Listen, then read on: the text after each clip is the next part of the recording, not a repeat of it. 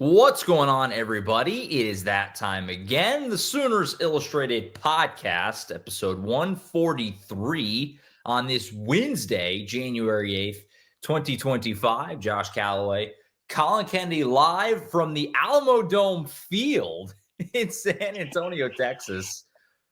This is the coolest backdrop I think we've had doing the show, so that's cool. Collin, of course, down in San Antonio for the All-American Bowl. It's why we're doing the show a day early. It's also why we're probably going to keep the program today a little on the tighter side. Collin really squeezing this thing in between what's obviously a very busy week down there in San Antonio, so appreciate him making the time for us. And we'll hit some recruiting notes, of course, from San Antonio. We'll hit the latest out of the transfer portal as well for Oklahoma, as things continue to cycle through there as we move in deeper into January. But Collin, let's start with the current team as far as moving into next season, which got the big fish that we've been talking about for weeks and weeks. You know, every single time we brought up Dominic Williams is coming back, Kip Lewis is coming back, Robert Spears-Jennings, Kendall Dolby, that always was followed with, but it would be really nice to also get R. Mason Thomas, which they did. So R. Mason made that official. It was actually on Monday. It was after we recorded the Monday show with Tom and James. Collin, obviously huge. I mean, this is a guy who had a breakout year. We always knew it was in there. It was always, if he can just stay healthy, just stay on the field, he can be an elite pass rusher. You saw that this year, the way he could just take over games in the fourth quarter especially. Obviously, Collin, huge deal to get R. Mason Thomas back in the boat for another year, and it feels like he is set up for a huge 2025. Big deal for Oklahoma here. It's a season outlook changing decision for Oklahoma as R. Mason Thomas goes ahead and makes the choice to return to OU for what will probably be his final year of college ball. Now, on one hand, it certainly changes things for Oklahoma, right? I think you're feeling a little bit better about their trajectory going into a pivotal season. But then for R. Mason Thomas, I think this is a future changing decision for him as well, because I think it's the right call. I kind of want to start there. For R. Mason Thomas specifically, I know this is a tough one to go ahead and work through, but I think he would have been picked relatively high had he left now. But as you mentioned, this is a player who showed the ability to take over games, but more specifically in the fourth quarter.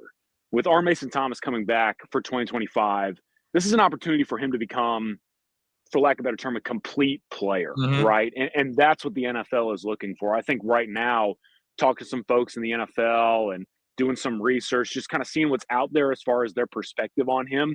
R. Mason Thomas is kind of seen as a tweener edge rusher who might be able to provide you some roll snaps on third down, and there's value in that in the NFL, right? I don't want to take anything away from those types of players, but R. Mason Thomas has an incredibly high ceiling and a much higher ceiling than that. And so him coming back for another year, being developed under Brent Venables, Miguel Chavis, Todd Bates, and getting an opportunity to become an impact player, not just in the fourth quarter, but the first, second, and third. He's going to be a captain of this team. You'd have to think he's going to continue to round himself out on and off the field. And I think that's going to do him a lot more good. And I think it's also going to put a few more dollars in his pocket than he would have had if he left this time of year.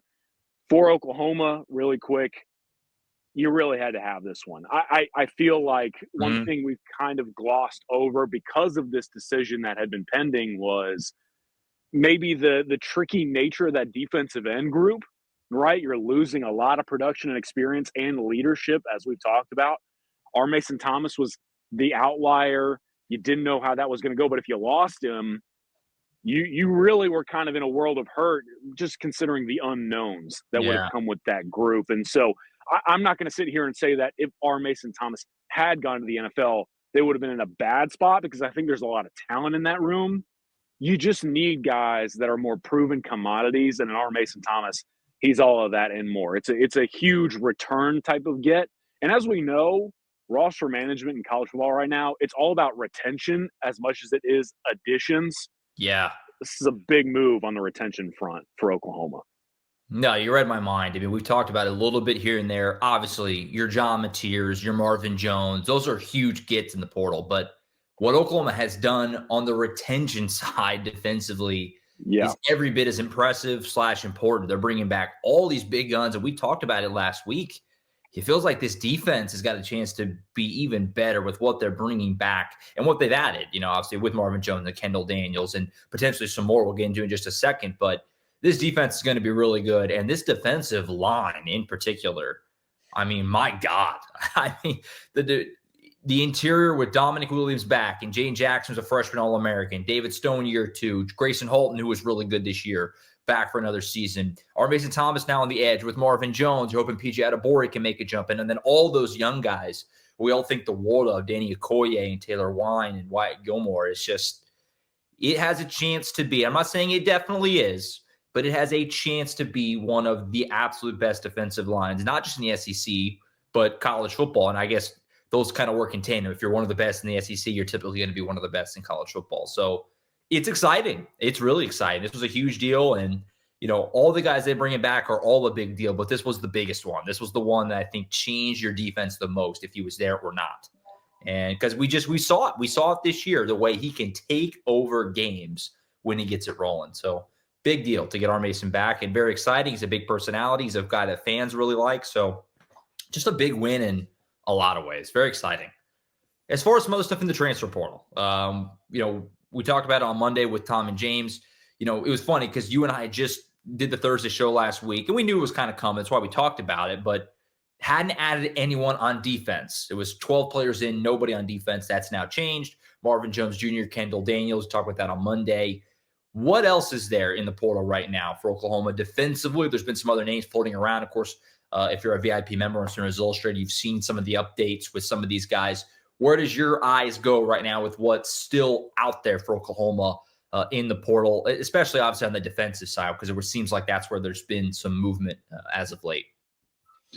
Yeah, bear with me, folks. This is live television, for lack of a better term. We've got some music, a little Post Malone this afternoon. I can't hear it at all, so hopefully it's not coming through. Okay, good. I was nervous. I hit the mute button real quick. I was like, this is not great podcasting. But, hey, we're making it work. For those out there that are listening or they're watching, I am on an upside-down trash can, and I stole some security guard's chair, and now we have a soundtrack for us the rest of the way. So, as far as the rest of the way for Oklahoma in the portal, you like that, Josh? Jeff Robertson, linebacker, Oklahoma State. We knew that the linebacker position was a position of need, but not of utmost priority, considering the talent you had returning at that spot. Kip Lewis, Kobe McKenzie were going to be the starters next year. It's a big reason why someone like Lewis Carter chooses to enter the portal. But when you lose a couple of depth pieces, you got to go in at least in an ideal situation to find another. And Oklahoma has identified the former Oklahoma State Cowboy and Jeff Robertson as a potential option there. Now, look, he's still going through his portal process. I know there are a couple of other schools involved. I believe our own Blake and Kovac has been reporting on this situation a little bit. Hot start for him. I think he mentioned Arizona as a school that's hovered there, but yeah, kind of gathering some intel as things stand right now at time of recording. Maybe he makes a decision by the time this is out, but I like Oklahoma here. I like Oklahoma here a lot. I think the Sooners are doing a lot behind the scenes to try and lock this one down, and totally understandable. You bring in one linebacker recruit in 2025, you lose a couple bodies in that room, guys that you liked. You have to think that this linebacker-centric staff was going to kind of sink its teeth into a certain portal prospect, and right now that is Jeff Robertson. Would be potentially the second linebacker ad from Oklahoma State to Oklahoma in this portal window, which what a time in college football we're in, man. It blows my mind.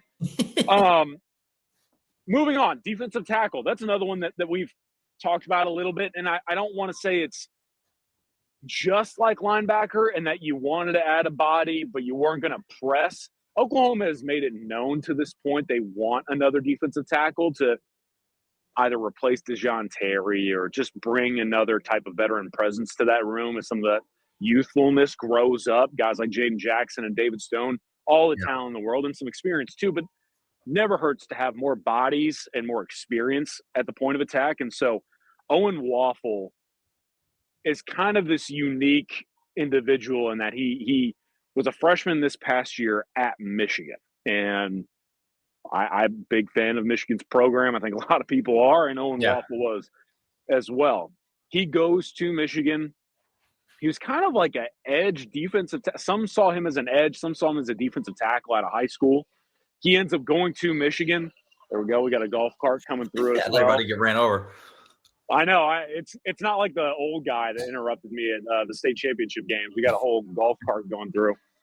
Owen Waffle did not appear in any games his freshman year at Michigan, Josh. He redshirted, so he's essentially going to be pretty much a true freshman wherever he goes now.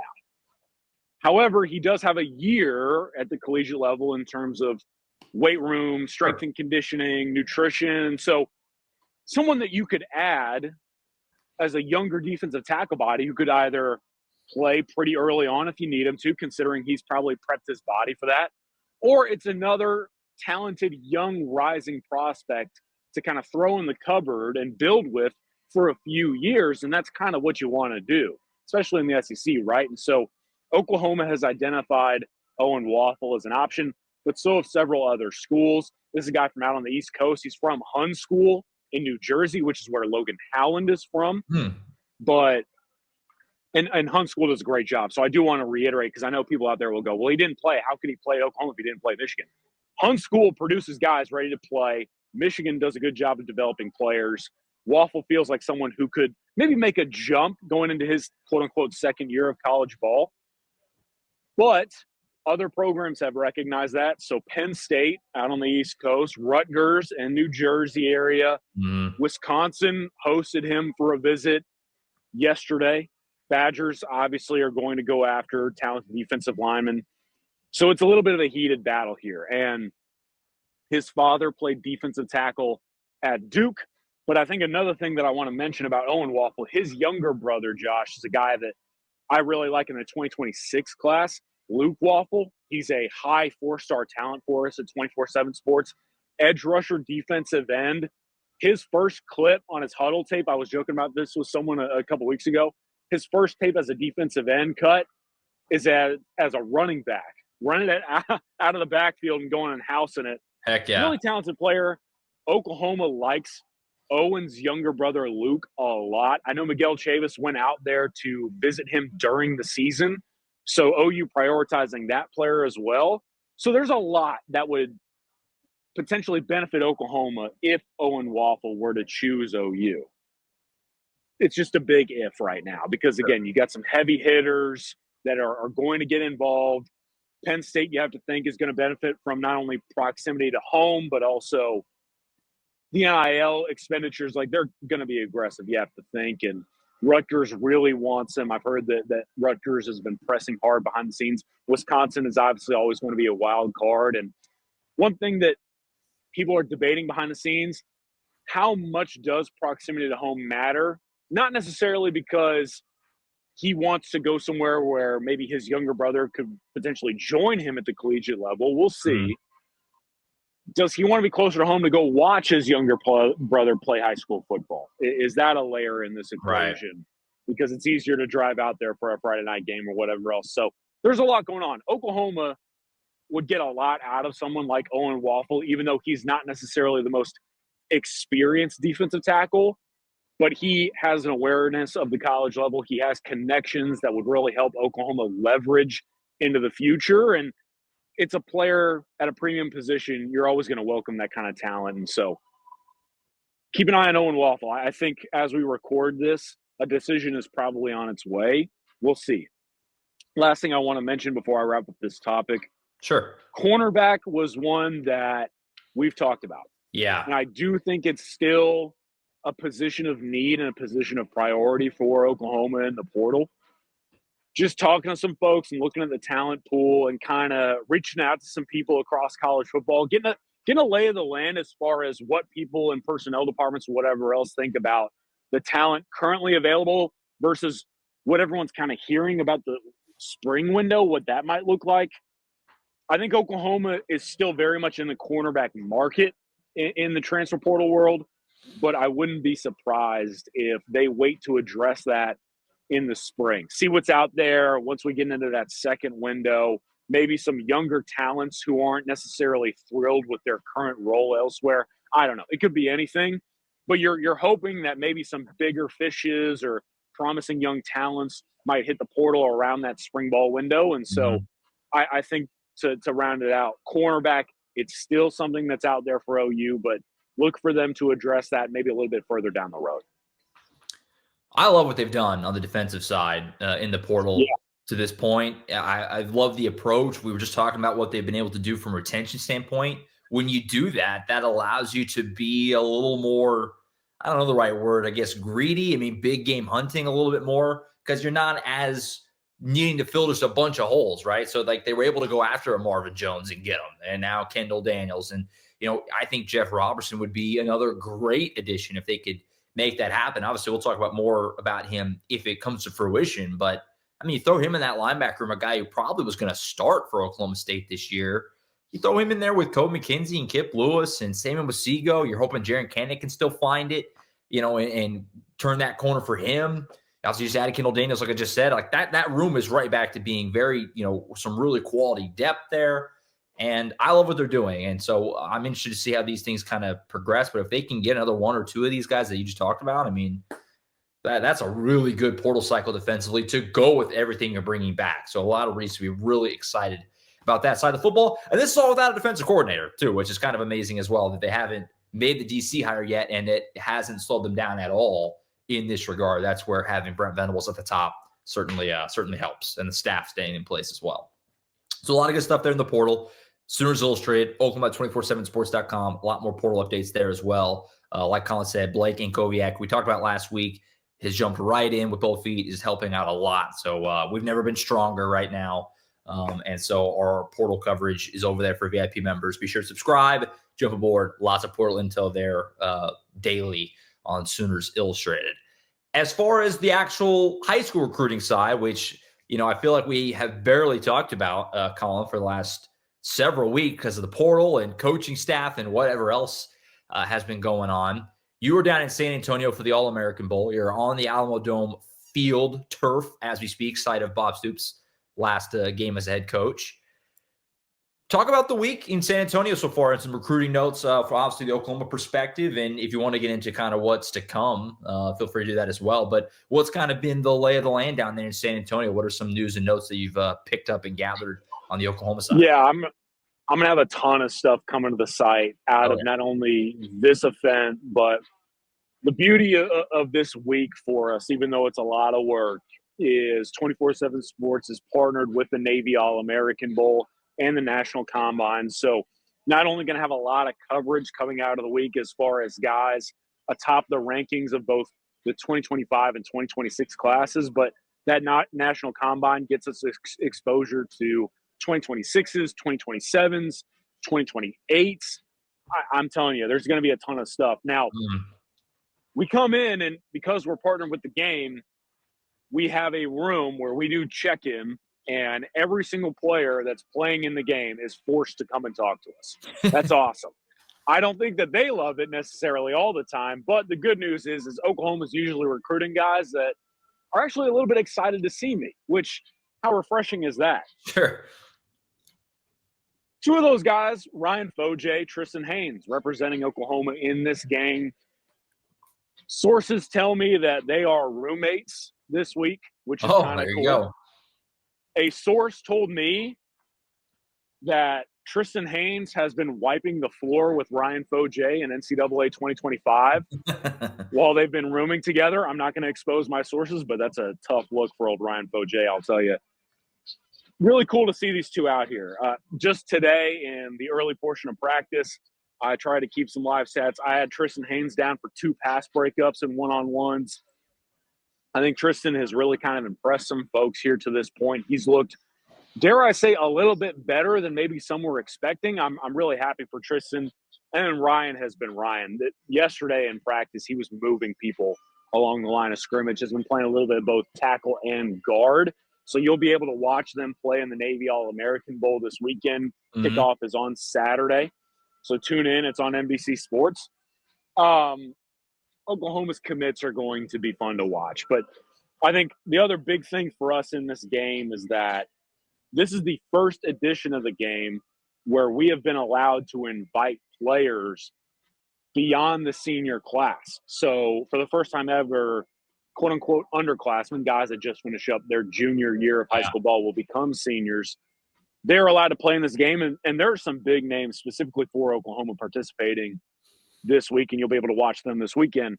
I want to start with Felix Ojo, the offensive tackle in 2026. I think we've mentioned him a couple of times here on the podcast, but make no mistake, folks, this is Oklahoma's number one targeted offensive tackle in 2026. Their favorite offensive tackle in the cycle. Talking to some folks this week around Ojo and wherever else, like, it's been made very apparent behind the scenes that this is going to be the offensive tackle that OU kind of sinks its teeth into, much like it did with Michael Fasusi in 2025. However, the same could be said for a lot of other programs. And so it's going to be a heated recruiting battle. We asked Ojo for some of his top schools the other day. He rattled off like 8 in terms of programs that he had been hearing from the most. Oklahoma's kind of in there with, like, Texas, A&M, Alabama, Georgia. Ole Miss has been pressing really hard. I know SMU really likes Ojo. They've been kind of pressing, and SMU's not to be messed around with. They have a few guys out here this week in the game. One thing I think folks will realize, SMU is coming. They've got guys on the way there to Dallas. So Ojo is going to be a hot commodity, and he talked with me about Oklahoma for a while. I'll have that interview on the site. Ojo is going to be the offensive tackle that Oklahoma's going to try and swing in its favor in that cycle. Davian Gross, the positionless star that is out of Frisco Lone Star recruiting grounds that have treated Oklahoma well. They obviously have Ryder Mix, their tight end, commit in 2026 there. They're going after Jordan Deck at safety. Davian Gross is our number one running back in 2026, but he's going to be a receiver more than likely at the next level. He's being recruited by Emmett Jones pretty heavily. But the thing to know about Davian Gross, I had an awesome conversation with not only Davian, that's coming to the site, but Davian's mother and I got to chat for a while while he was going through all of his measurements and pictures and whatever else. She has family from Guthrie, Oklahoma. She told me that almost her entire side of the family is in the state of Oklahoma besides herself. So Davian's almost entire mother's side, not only up in the state of Oklahoma, but big OU fans. And they've apparently been recruiting Davian pretty hard. And so Davian told me, I think one quote that I'll probably lead my story off with is, he said, "I know what it means to be a Sooner." And he said, "It's cool to know that all those players that I watched not only play at Oklahoma, but play in the NFL, they think of me in a similar light." I thought that was kind of a cool note, a guy who kind of gets it. I think Oklahoma and A&M are getting ready to do battle here because his father's side of the family, all Texas A&M fans. And so those two getting ready to battle it out with, like, Penn State hovering there a little bit. Davian Gross is going to be another priority target. James Carrington, defensive lineman out of Bishop Gorman High School out there in Las Vegas, Nevada, another familiar recruiting territory for Oklahoma. He told me and a few other reporters here that Oklahoma, Texas A&M really battling it out. A few West Coast schools are involved with him as well. And so I think Carrington is definitely someone to keep an eye on as far as the defensive line recruiting stuff in 2026. I talked to Jordan Edmonds, 2026 cornerback. I believe I had a interview up with him around Christmas. That story's still on the site. You could probably find it. I won't run through too many details there, but he heard from Oklahoma while he was coming down here to play in the game. He's another 2026 player. Oklahoma had been in contact with him, and he said he's probably going to try and visit whenever visits open back up. And so keep an eye on him. I want to toss out a name that not a lot of people are talking about right now, but I think it's at least a name that I want to get in front of should some things kind of trickle through. Bo Bentley, I know that Oklahoma has a 2026 quarterback already. I know. And believe it or not, from what I've heard, Jaden O'Neal is expected to be here for the National Combine. He was here last year. We have him on our list expected for this year's event. So we're going to watch Jaden O'Neal this week. Bo Bentley is here. He's going to play in this game as a 2026 quarterback.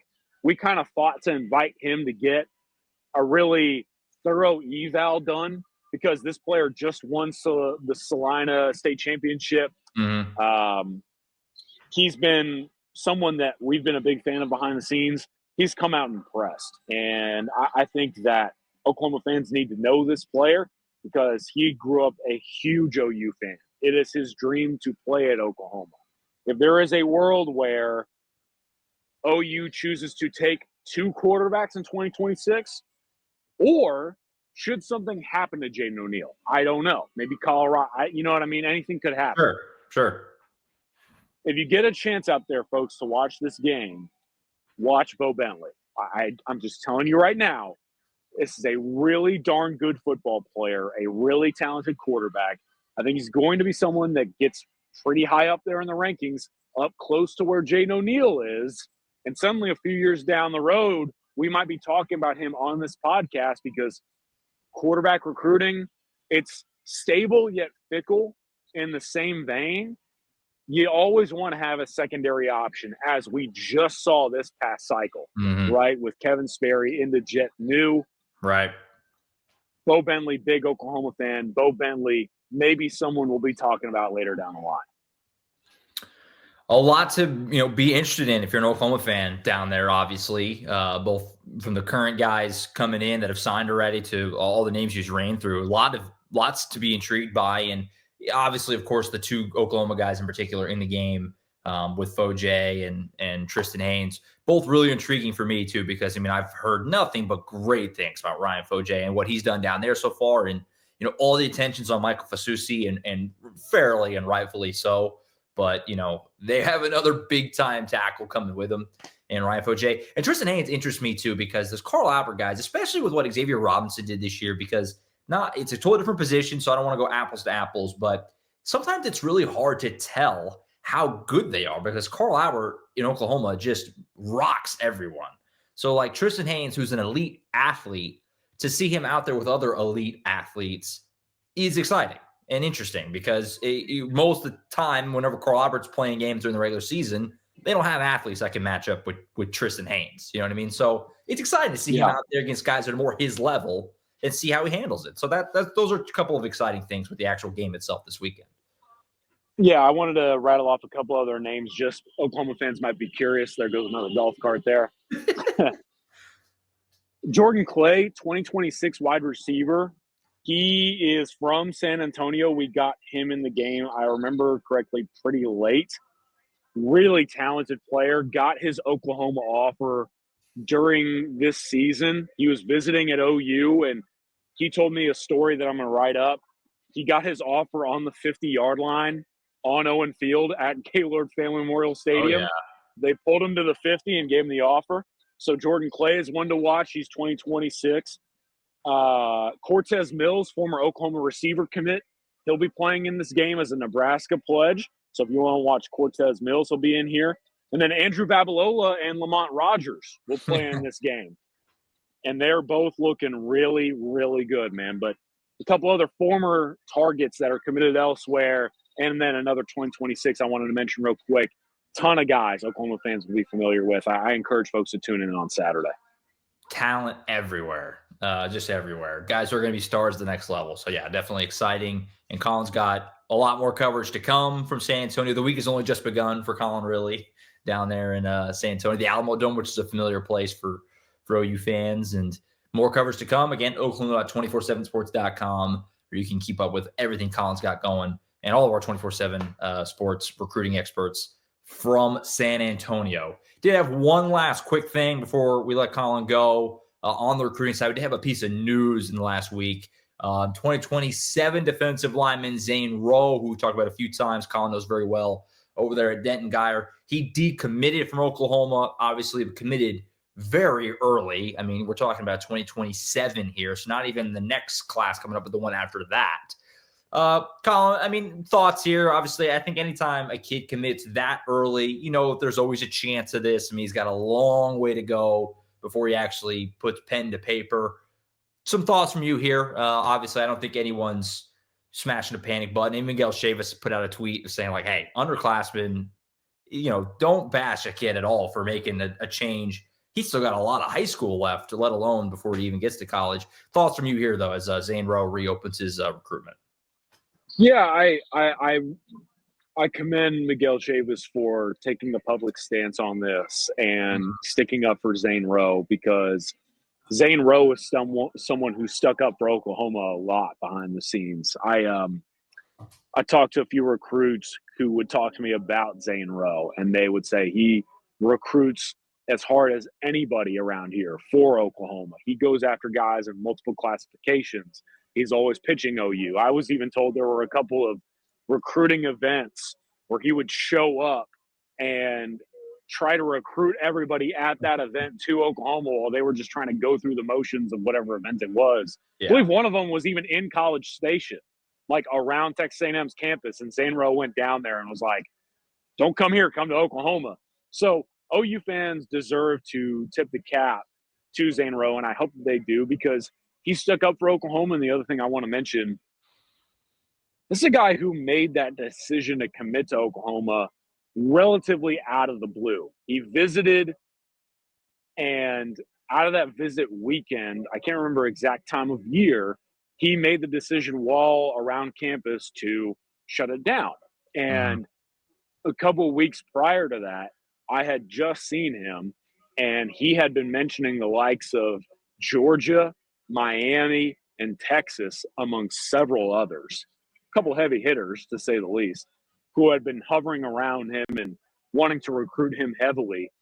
And yet, with some of those big names out there, he ended up saying to me after the commitment, he was like, I don't really have any interest in those other schools. All of my interest is in Oklahoma. He is really close with Todd Bates, Miguel Chavis. They were able to build up that trust for Zane Rowe to make a decision. And I think when all that comes together so quickly, and he spurns other suitors of high stature to make that decision, I can't blame him at all for wanting to reopen things and re-explore those options. Make sure that he's settled in his decision. Hand up, when everyone was hounding me about a 2027 story, I tried to stick up for Zane and say, look, if anyone's going to do this and stick with Oklahoma all the way through, it would be Zane, because of the nature of that decision at the time. It just shouldn't shock anybody that he ended up decommitting. But the last thing I would say is Oklahoma's not out of this one either. Just because he's reopening his recruitment doesn't mean OU isn't a top contender for him anymore. Could very much see a world where he ends up right back in Oklahoma's class. It's just a young man doing what is best for him, and I hope he does that to every ounce of his ability. Absolutely. I think that's it. Collin, we'll let you go. Appreciate you squeezing the show in literally on the field between practices down there in San Antonio. It created one of the probably the coolest backdrop that we'll have for the show. But appreciate you, man. Have a good week in San Antonio. And, yeah, hopefully the rest of the week goes smooth. Yeah, I'm glad that I spent all that money on my backdrop at home, and this thing washed it out immediately. But shout out to the security guard that I stole their chair, and shout out to this trash can for holding strong, and shout out the Alamo Dome media Wi-Fi, man, down here on the field. And hey, I apologize if the audio quality wasn't great, but my AirPods fighting strong. They've been worn down this week, so yeah, it's been a busy stretch and a few more days to go. So I appreciate everyone bearing with me here down on the field, and we're going to have a ton more coverage. And so stick with us at Sooners Illustrated, 30% off a VIP subscription. And we're only getting started this year, folks. There's going to be a lot of stuff going on, especially now that recruiting coverage is finally back in the mix. 100%. We'll be back with Collin, of course, next week, probably back on our usual Thursday. And we'll wrap up probably the rest of the week in San Antonio. All the more from the portal, between now and Thursday sounds like an eternity. So a lot more, I'm sure, will be available to discuss by then. Of course, the Monday show will be back with Tom and James, see the latest in the portal, recapping basketball, all that good stuff that you come to know to expect. That'll be on Monday. So that's it for now. For Collin Kennedy, I'm Josh Callaway signing off for now. We'll see you next time right back here on the Sooners Illustrated podcast.